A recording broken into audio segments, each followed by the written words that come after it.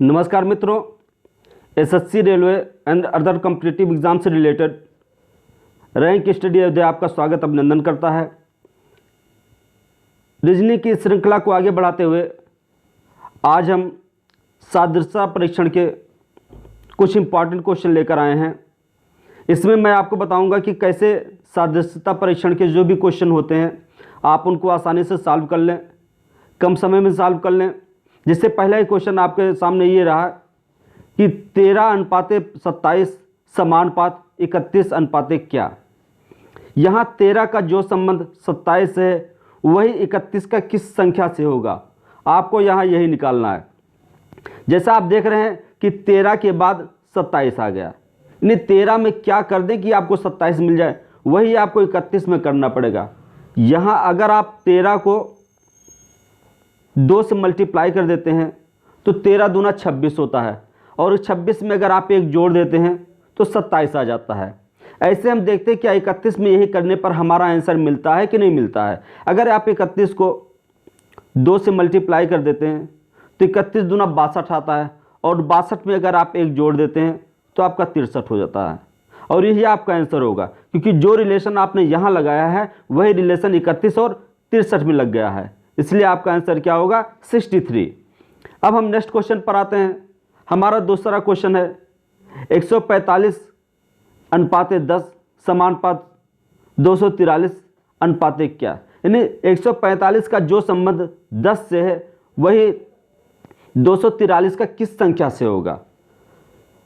तो अगर आप ध्यान से देखिए तो 1 4 5, यानी 145 किससे बना है, 1 से, 4 से, 5 से। और आप ये भी देख रहे हैं कि 145 और 10 में अगर आप संख्याओं का वर्ग या घनमूल या ये सब निकालते हैं तो आप देखते हैं इसमें कोई समानता दिख नहीं रही है, इसलिए आपको घनमूल, वर्गमूल ये सब निकालने की ज़रूरत नहीं है। यहाँ साधारण सी बात है कि 145 10 यानी 1 4 5 10, अगर आप इनको जोड़ देते हैं यानी 1 को, 4 को और 5 को, तो आपको क्या मिलता है, 10 मिलता है। बिल्कुल वैसे ही अगर आप 3, 4 और 2 को जोड़ दें तो 4 3 7 2 9, आपको क्या मिलेगा, 9 मिलेगा, और यही हमारा आंसर होगा। क्योंकि मैंने जो रिलेशन यहाँ लगाया है वही रिलेशन यहाँ लगाया है, वही फार्मूला यहाँ लगाया है। कभी कभी ऐसा होता है कि आप यहाँ जो रिलेशन लगाते हैं आंसर आता है, अगर उससे यहाँ नहीं आ रहा है तो आपका जो भी आपने फार्मूला लगाया है, जो भी आपने ट्रिक लगाई है वो गलत लगाई, उस समय आपको दूसरा ट्रिक सोचना पड़ेगा। यानी कुल मिलाकर जो ट्रिक यहाँ लगाइए वही ट्रिक यहाँ लगाइए और आंसर भी आपका आ जाए, तभी आपकी ट्रिक सही मानी जाती है, अन्यथा सही नहीं मानी जाती है। अब हम नेक्स्ट क्वेश्चन पर आते हैं। यहाँ क्या है, y2:4 समानुपात v2:1 क्या। यानी जो संबंध y का y2 का 4 से है वही v2 का किससे होगा। जैसे आप y सुनते हैं आपके दिमाग में आता है कि निश्चित सी बात है, अगर y v ये सब लिखा है तो ये सब अल्फ़ाबेट के क्रम के अनुसार लिखा जाता है। यानी अगर आप अल्फ़ाबेट के क्रम के अनुसार देखते हैं तो a पहले स्थान पर आता है, b दूसरे स्थान पर आता है, c तीसरे स्थान पर आता है और so on। लेकिन अगर आप उल्टा देखते हैं तो z आपका सीधे में तो 26वें स्थान पर आता है, लेकिन जब आप उल्टा देखते हैं तो z आपका पहले स्थान पर आएगा, z के बाद आपका y आता है, y आपका दूसरे स्थान पर आएगा। यहाँ क्या करा y2, यानी y दूसरा स्थान है, यानी 2 में क्या कर दें कि 4 मिल जाए। क्योंकि देखिए y अगर सीधा देखते हैं तो बहुत बड़ा नंबर है, लेकिन यहाँ बहुत छोटा नंबर लिया गया, इसलिए सीधा तो यहाँ लगेगा नहीं। जब सीधा ना लगे तो आप उल्टा लगाने की कोशिश करिए। यहाँ y दूसरे नंबर पर है, अगर उल्टे में अगर आप इसका स्क्वायर कर देते हैं तो आपको 4 मिल जाता है। ऐसे ही देखिए v किस नंबर पर है, वो भी उल्टे में, यानी z को आप पहला मानकर चलिए तो v किस स्थान पर आएगा, तो z आपका 1 हो गया। उसके बाद y आता है, y आपका किस नंबर पर आ गया, दूसरे नंबर पर आ गया। उसके बाद x आता है, x आपका तीसरे नंबर पर आ गया। फिर w आपका चौथे नंबर पर आ गया। फिर आपका v आता है, v आपका किस नंबर पर होगा, 5वें नंबर पर होगा। उल्टे में v 5वें नंबर पर होगा। तो ऐसे अगर आप 5 की घात 2 कर देते हैं तो आपको क्या मिल जाएगा, 25, यानी 5 25, और यही क्या होगा आपका आंसर होगा।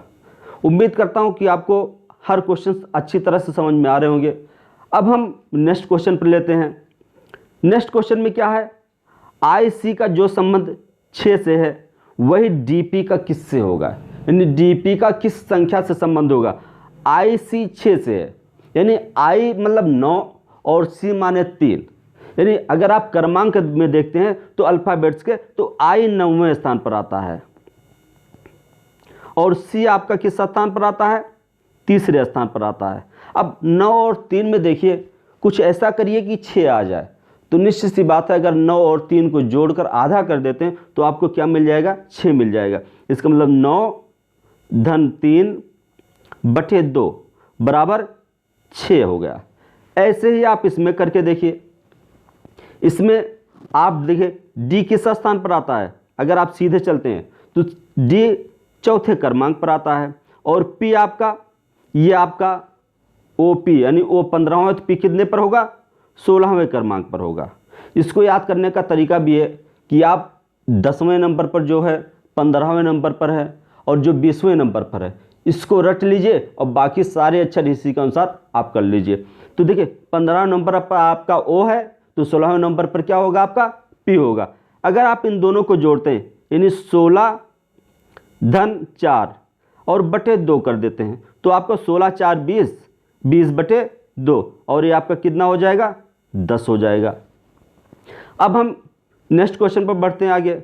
नेक्स्ट क्वेश्चन में क्या है कि एक लाइन दी हुई है ये और ये सही दिया हुआ है। आपको यह अंदाजना है कि इन चारों में से कौन सा ऐसा जो बिल्कुल हूबहू इसी से मिलता है और तुरंत बता। इसमें आंखों का खेल है, अगर आंखों ने थोड़ा सी भी धोखा दे दिया तो आपका गलत होने की संभावना रहती है। तो ऐसे प्रश्नों में एक एक शब्द को ध्यान दीजिएगा और एक एक स्पेलिंग को ध्यान देना रहता है, क्योंकि इसमें कुछ भी गलत हो सकता है। अगर आप पहले को देखते हो तो जैसे यहाँ KAMALIJIT है और यहाँ क्या लिखा है KAMALA, देखिए यहाँ L के बाद क्या आ गया, JIT आ गया, जबकि यहाँ क्या है LA यानी कमलाजीत लिखा है। इसका मतलब क्या है कि पहला तो आपका गलत हो गया। अब जैसे एक गलत हो जाए उसको हटा दीजिए। अब दूसरे पर देखते हैं, यहाँ कमलजीत यहाँ लिखा हुआ है और उसके बाद दूसरा शब्द देखते हैं, यहाँ क्या लिखा, महतो MAHTO, ये भी लिखा हुआ है, ठीक है। आगे क्या लिखा हुआ है, दार्जिलिंग, यहाँ साफ साफ लिखा है, लिखा 72, तो 72 आप देखिए यहाँ लिखा है कि नहीं लिखा। उसके बाद क्या लिखा है SAKH, यहाँ क्या लिखा है TH, तो इसका मतलब क्या है, आपका ये भी हट गया। अब आप तीसरे पर आइए, C पर, यहाँ क्या लिखा KAMALJIT यानी पहला मिल रहा है। उसके बाद महतो को देखिए MAHTO, ये भी मिल रहा है। फिर 72 लिखा है, 72 के बाद क्या लिखा है SAKHARPETH, ये भी आपका मिल रहा है। फिर आप उसके बाद नीचे वाले देखिए DARJEELING, ये भी आपका क्या है, बिल्कुल वैसे ही मिल रहा है। और फिर 771358, ये भी आपका क्या है, मिल रहा है। इसलिए आपका आंसर क्या हो जाएगा, C हो जाएगा। ऐसे चौथे में देखिए, चौथे में भी एक अक्षर कहीं ना कहीं गलत होगा, आपको उसी अक्षर को ढूंढना रहेगा। अब हम नेक्स्ट क्वेश्चन पर आते हैं। नेक्स्ट क्वेश्चन क्या कहता है, इसमें संबंध देखना रहता है, यानी व्यायाम का जो संबंध जिम से है खाना का कैसे होगा। व्यायाम कहाँ होता है, निश्चित सी बात है व्यायाम जिम में होता है, तो खाना कहाँ खाया जाता है, खाना निश्चित सी बात है यहाँ देखिए डाइटिंग है, डाइटिंग का मतलब खाना कम खाना है, खाना सुचारू रूप से खाना, तो ये तो होगा नहीं। और खाना भोजन का एक ही मतलब है, इसलिए आपका ये भी नहीं होगा, आपका ये भी नहीं होगा। और बच क्या रहा है, रेस्टोरेंट, यानी जैसे जिम में व्यायाम होता है वैसे रेस्टोरेंट में क्या होता है, खाना खाया जाता है। तो खाने का अगर जिम का संबंध व्यायाम से है, या आप एक भी कह सकते हैं व्यायाम का संबंध जिम से, तो खाने का संबंध किससे होगा, रेस्टोरेंट से होगा। अब हम नेक्स्ट क्वेश्चन पर आते हैं।